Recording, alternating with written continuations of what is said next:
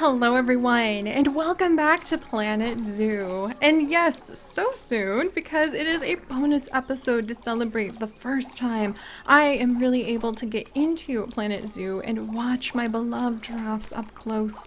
And of course, to celebrate World Animal Day.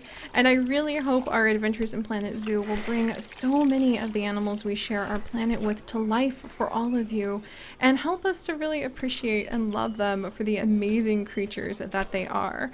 But I waxed so poetic just a few minutes ago for me, and just a few minutes ago for you, about how much I love all of these animals and how much I love the stories that we will be able to tell with this game. So let's go ahead and get a move on, because we do have protesters. Not exactly, I've never had protesters before. That's definitely something new. And we can even see when we had the birth of different animals. Oh, that's so cool. So I did end up with protesters at my zoo. Didn't expect that. Protesters are angry about the low welfare of some of your animals. Improve the care given. Oh, can I actually like, oh, you can get into first person mode? What? Look at her. How cool! You do you, woman! I'm not even mad that she's here. This is important. If I'm not taking good care of my animals, I should be called out on it. So let's see. Protesters. Oh my gosh, I can just pick her up. That's a little rude. Sorry, ma'am. I didn't know you could just literally, physically. Don't you come at me with that! 11 giraffes are killed a day in the wild, and until, things are taken care of them with protections and legalization to watch over the wild populations, you need to just calm yourself down. It's only a prison if it's not well taken care of for, and I'm sure we're an AZA accredited institution. I just need to live up to that. Anyway. Improve the care given to some of your animals, or the protesters shall leave. Well, I would love to do that, but we currently don't have all of the controls that we need. Let's see. Anesthesio. What is wrong with you, my dear? You are in a box. Why are you in a box? Keepers, you guys really need to take better care of this little one. Alright, there we go. Now, hopefully that'll clear up our protesters. Apparently our poor little lemur... Oh, look at it play with the wet grass. That's actually something I saw a lot at the San Diego Safari Park when we were there for a week. Chips and I were invited for 2 days by Frontier Games, aka Planet Zoo. 1 day to the Safari Park and 1 day to the zoo. And he and I literally went to the zoo and the Safari Park on alternating days for 5 days straight. We spent every day we had in San Diego literally going there every time, because it was so amazing and I saw so much. Their primate area was fantastic. Oh, it was, I could just wax on and on about it. It was amazing. The stairs and the paths for their primate area in the San Diego Zoo loop around each other. So it's like 4 different levels that you're walking on to look at all of the primates. And they had these huge, beautiful exhibits where they could just go up and up and up as much as they wanted to. I want to build the lemur exhibit up. That'll be one of our goals. Build it up and up and up so they can go even taller if that's what they wanted. Rainforest trees are tall and amazing, and I'm sure that that is true in Madagascar. Though I actually think that ringtail lemurs are from a less forested area. Oh, he's climbing up the side of his house. Did you see that? That is what I mean. These lemurs were able to scale anything. So how do we keep them? Oh, look at that. Because you see, he just used the wall and the rock of his own habitat, like the own little house area, to climb. Because that's what a lemur can climb. And I think you can keep them from getting out by using these fence pieces. That's probably the case. That's kind of amazing. Oh, look, and there's a little hot dog area and more drinks in a bathroom over here. Nice. But anyway, we should carry on with our objectives, because once we complete the objectives that we have for this scenario, we will be able to go ahead and have full power unleashed to play this zoo and enjoy all of the animals and hopefully see really cool things like birth. Oh, and the West African lion gave birth, which is so cool. I didn't know that she had one of the babies. Leo, or the West African lion to you and me. Lions are the most social of the big cats, and there can be as many as 40 lions in a pride, although prides of that size are pretty rare. As Bernie would say, those lions are awesome.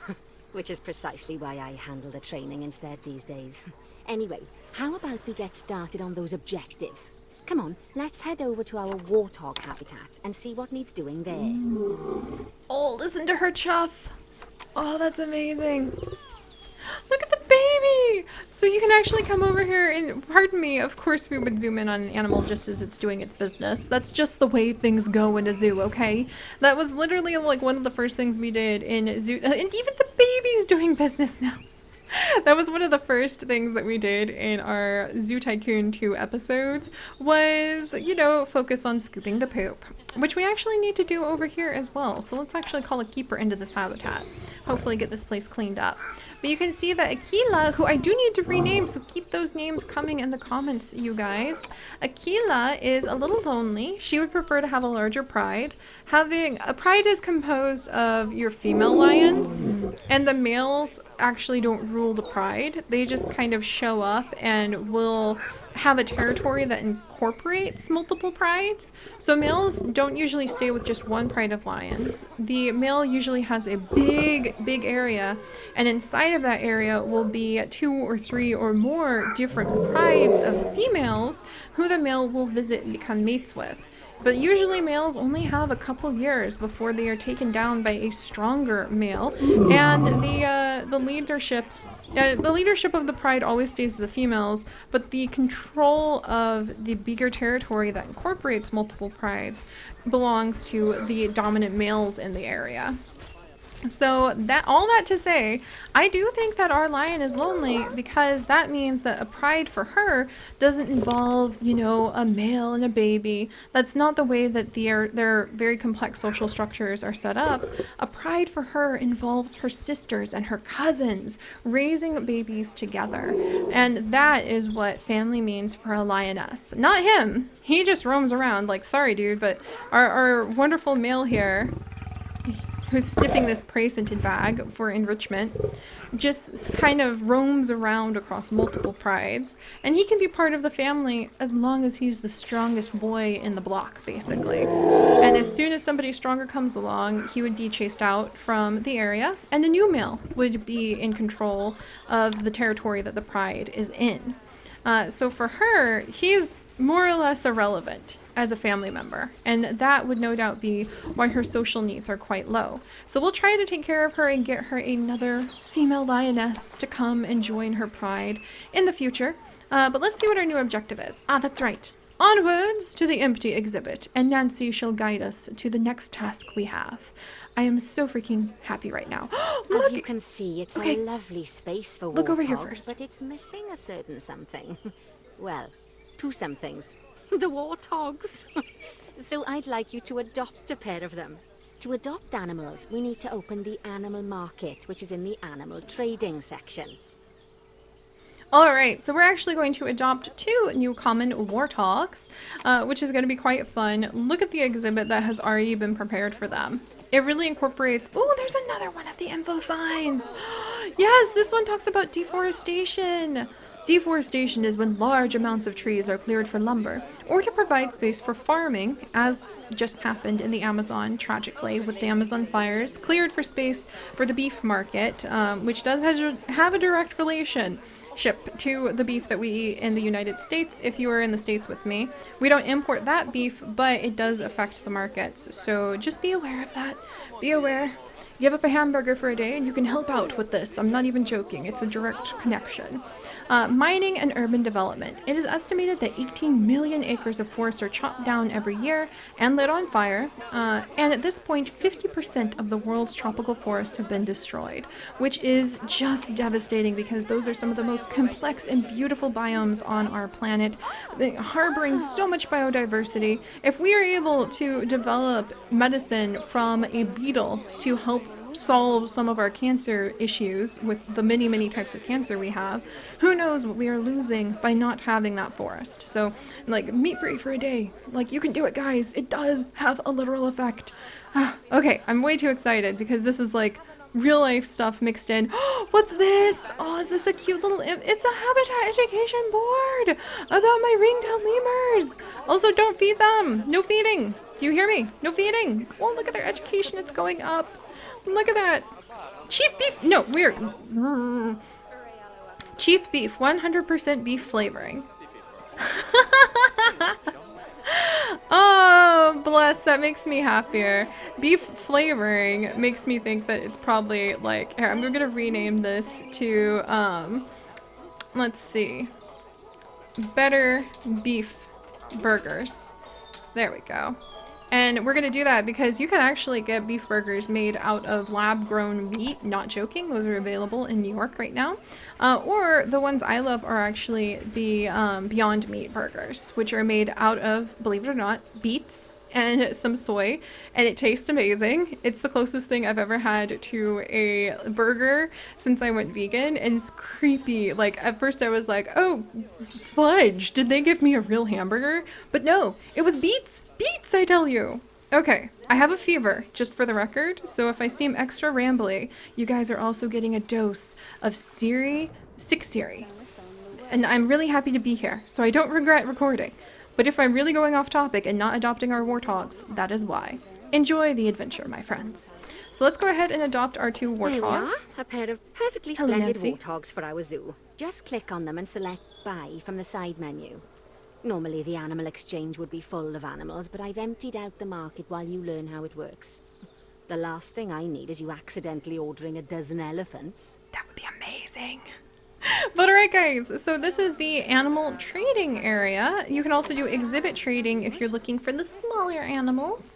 And for the animal trading, you'll have this big, ginormous list of animals if you're playing in franchise mode, where everybody else who's playing can upload their animals for sale for either money or what are called conservation credits, which we'll talk about when we touch franchise mode in a bit. And basically fill the market. I'm really hoping there's some market regulations. And those of you who have been playing franchise mode know what I'm talking about, but we'll talk about that later. You can also see the Animal Trade Center, which is where you can put your animals into storage. I'm not sure if that's across multiple zoos, or just say if you need to put your grizzly bears somewhere while you build a new exhibit. There's also animal trade history, so you can see what you've been doing, and animal rewards, which I imagine are going to be from if you participate in some of the different special challenges that Frontier will be releasing, so that there will be community-based challenges. Breed a certain number of animals, and you'll get these rewards. For those of you who participated in the breeding and releasing of lions, tell me, how was it? I'm very curious. I really am very curious. But alright, let's adopt our 2 wonderful warthogs. I didn't know that you could buy a warthog for, you know, less than like a hotel room, I guess. There we go. When you adopt an animal, it's automatically placed in the trade center where they're held until you're ready to move them into their habitat, which, as it happens, you are. So how about you move them into their new home? There we go. And then over here, you can see we've put these animals in storage. And I believe that's also where you need to put them if you want to trade them. We want to send them to the zoo. So that's what we're going to be doing with them. But you can also release them into the wild in the franchise mode and get 6 conservation credits, which then you can use to trade for more expensive animals. Or you could go ahead and get a little bit of money for them, which is really useful if you have a lot of offspring. You can only put adults on the market, just to let you know. If you have a lot of offspring and you need some cash, then you can put them up on the market and sell them to other zoos who may release them into the wild. Keep in mind that is one of the big goals of this. And darn, it doesn't look like we can look at their Zoopedia from here. So let's go ahead and add them in. One common, oh, do you guys want to see a cool trick I found out? Okay, animal trading. Click control. We've selected multiples. Come on in, guys. For an animal to be moved into a habitat, your caretakers will go to the trade center, collect your animal, and deliver them to your selected habitat. I've marked the trade center's location, so let's go and watch the caretakers in action. Whoa! Oh, I love this guy! Look at his hair! Those caretakers He don't is hang so about. excited to They'll deliver move this those animals warthog. to their destination as fast as possible. He's even got a Of course, broom. normally we'd have What to is the, place the are we animals like into fighting a goose quarantine here, before man? moving them into a habitat. But I am assured by a person of good standing that these warthogs are in the very rudest of health.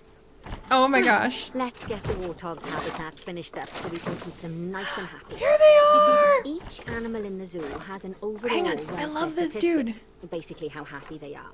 And Scott, that he's, I'm overall gonna welfare rename him statistic Rainbow is Man. itself comprised of 4 different areas. All right, hopefully I'll find him in the Nutrition, future. Social health, habitat, and Look at enrichment. them.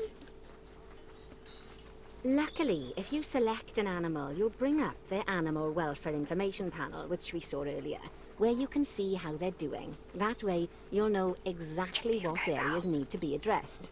Don't worry if that's a lot to remember. You can always check the Zoopedia for more information. Look at how cool they are. So now we are going to set up their habitat. Start by making sure we're taking care Nancy. of the She'll take warthog's over for me. nutrition welfare. To do this, we'll need to place a food station and a drinking station. Now, each animal requires a different type of feeding station. And for the warthogs, it's a small feeding trough. So let's add one of those and a water bowl. It's so exciting! So all of the animals, of course, because they are shaped differently in their physiology, will need different ways that they can eat and drink. Like, clearly this guy is not going to be using a giraffe feeder to eat acacia leaves. And you can find out more information about the real animal that you're trying to learn about. So you can be like, oh, wait, why do they do these things? By going into the Zoopedia. Look at this. This makes me so freaking happy. And you have this. Glorious real-life facts about the animals that look so much like the end slates I tried to put on to all of our videos. And you can learn like where they are on the conservation status, their estimated population in the wild. You can learn where their origins are from, what kind of habitat they like, what grade of fence you should have for them. You can learn more about their species data. For example, over here, one male will be very happy with up to 9 different females, or you can make a bachelor group where it's just males. That's something very common that you see in the wild and something that a lot of zoos replicate. Like you can have a huge bachelor group of male elephants, but if you put one female in there, they will immediately start fighting. So you don't want to do that. They do have dominance. Look at that relationship with humans. They're very confident. Don't let the guest enter the habitat. Thank you very much. You can see all the averages of size, life expectancy, weight, when they reach the sexual maturity so they can have children of their own, when they stop having babies, which is the age of sexual sterility. That's when they stop being able to have babies. For humans, that's like in our 50s to 60s. And for animals, some of them, like these guys, they can just keep going having babies till they die. Whoa. You can see how many babies they'd have, how long it would be before they go ahead and they give birth, how easily they reproduce in captivity, which I think is amazing. And you can also research fun facts about them. You assign through the research tab your vet to researching more information about the different animals. Apparently our vet loves warthogs because they have already researched, I think, everything about warthogs, it seems. Like, I don't know if there's more to learn about warthogs. Can I assign a vet? Like, Kristen, do you really like warthogs? Is there anything more you can do? Maybe there is something more she can do to research about warthogs. Look at that! I think she's researching about the warthog now. How cool is that? Maybe we'll get even more information. Oh, that's so fun. I've never done that before. You can see like the largest ever, the longest alive, the largest in your zoo of the different animals from different zoos and people. How cool is that? You can see who bred them, and then you can see like the zoo. That's so fun. And the name of the animal. This is going to be amazing. This is going to be absolutely amazing. And I think if I come over, who's the least researched? Like the poison dart frog? The ostrich. Like if we come over to the ostrich and look at the ostrich Zoopedia, it's going to be a lot more sparse on the research status, I think. Oh, no, it's actually, I think it's filled out maybe. Oh, and you can see who they can go with. Look at that. These can be their animal companions. Warthog. You like my giraffes, Warthog. And springbok, which are so freaking adorable in person, guys. They are tiny little itty-bitty deer things. They're so cute. Okay, but the welfare is going really low. Holy cow, I think they're starving. Enough chit-chat. I didn't know that they would starve. Okay, quickly. Food trough. Water. Animals also require stimulation to keep Oh, them happy. geez. Let's add a lovely mud bath for the warthogs to roll around in. Okay, That hurry. bath will count Where's towards my their keeper? enrichment welfare, specifically Get over their here, keeper. toy enrichment welfare. Okay, I didn't know that they would actually starve while we did that, because normally, here's a mud bath for them. Look at this. Oh, Isn't that nice so work. cool? You've got a knack for this, I see. Now, our contractor had to leave in a hurry, so this place is in a feral state. Unfinished thingamajigs and what's-its all over Hurry, the shop. keeper. But the first thing we need to Oh, is that a finish keeper? is the ostrich Hurry. habitat. It's over near the hippos. Save our warthogs. Okay, come feed them. Hurry, buddy. Come on over. All right, so his current salary, you can see what he does. All right, come on. Oh, he's got a cute little watering can so that he can, oh, he's an expert too. Nice, and you can train him to 5 different levels, it seems. All right, stay in here, bud. Come on, I'm gonna need you for more. Kinda need the food as well. All right, how are my warthogs? You doing okay, buddy? All right. They've got some water, hydration. Alright, no, you get back over here. You get back over here and feed my warthogs. Can I put him down over here? Ah, can you not put him in exhibits? You can't put him in exhibits. Alright. Alright, keeper is being requested. So somebody else is coming to feed up the food. Oh wait, I think he threw some food on the ground. Come on, take care of my warthogs. I want to make sure this works. Come on, buddy. Come on, friend. They were so thirsty. They just drank through that whole thing. Okay, I think that things are gonna be okay. Here comes another person. Is this a vet? Oh, how cool. She's here conducting the research that I asked for. Wow. So she'll just like wander in and I think do more research on the animals. And look at them with their little mud bath. Oh, I'm so happy. Yeah, and now they're doing okay. They were mostly, well, this one's not. He's really thirsty, but I think he's just like waiting his turn. Can I put in another water dish? I cannot because we are in the objective mode. But that's okay. We'll get through this. I should finish up the objective mode and then we can really get into the Zoopedia and everything else. But you guys, I love this. I love this so much. We can learn about the real animals. We can learn all about how to help them and what to do. And you just see that reinforced left, right, and center. So let's wrap up these objectives. Taking a little nap. Giraffes only do this when they feel really safe and comfortable. They only sleep for 20 minutes every 48 or 24 hours. So every day, giraffes usually only sleep for 5 to 20 minutes. How amazing is that? I am full of animal facts and full of excitement and a little bit of a fever. So we will carry on with all of these adventures next time, my friends.